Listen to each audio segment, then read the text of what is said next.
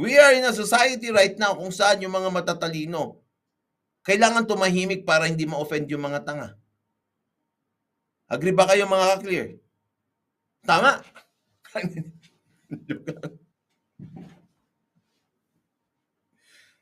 Now is the time. Ganun kasi. Tapos ang problema pa kasi, kadalasan, yung mga matatalino, tamad na mag-explain eh.